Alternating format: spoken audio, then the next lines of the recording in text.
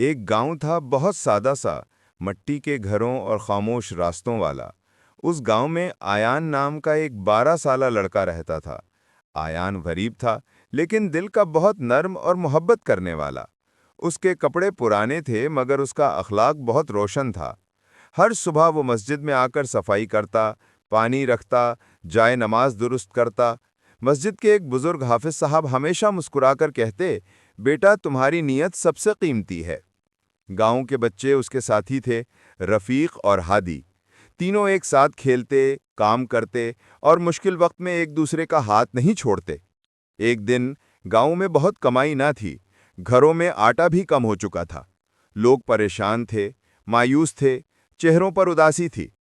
آیان سوچ میں ڈوبا تھا کہ گاؤں کی مدد کیسے کرے۔ وہ لکڑیاں جمع کرنے جنگل کی طرف گیا، جیسے وہ روز جاتا تھا۔ وہاں درختوں کی جڑوں کے پاس اسے کچھ چمکتا ہوا نظر آیا۔ وہ ایک لال ہیرا تھا، اتنا روشن کہ جیسے روشنی اس کے اندر سے نکل رہی ہو۔ آیان حیران لیکن خوش تھا۔ وہ بھاگتا ہوا واپس گیا اور اپنے دوستوں کو بتایا۔ رفیق نے کہا، یہ ہیرا بیچیں گے تو ہم سب کی مدد کر سکتے ہیں۔ ہادی کی آنکھوں میں بھی امید جاگ اٹھی۔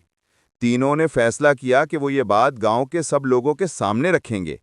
جب وہ مجمع کے درمیان کھڑے ہوئے تو لوگ پہلے حیران ہوئے، پھر رو پڑے۔ انہوں نے اتنے چھوٹے بچوں کے اتنے بڑے دل کو محسوس کیا۔ ہیرا شہر کے ایک تاجر کو بیچا گیا۔ اس کے پیسے سے گاؤں میں غریب گھروں میں آٹا اور کھانا آیا۔ مسجد کی چھت مرمت ہوئی، بزرگ مریضوں کی دوائیاں خریدی گئیں، بچوں کے لیے نئے کپڑے آئے۔ آہستہ آہستہ گاؤں کی اداسی خوشی میں بدل گئی۔ بڑے لوگ روز کہتے، اصل دولت ہاتھ میں نہیں، دل میں ہوتی ہے۔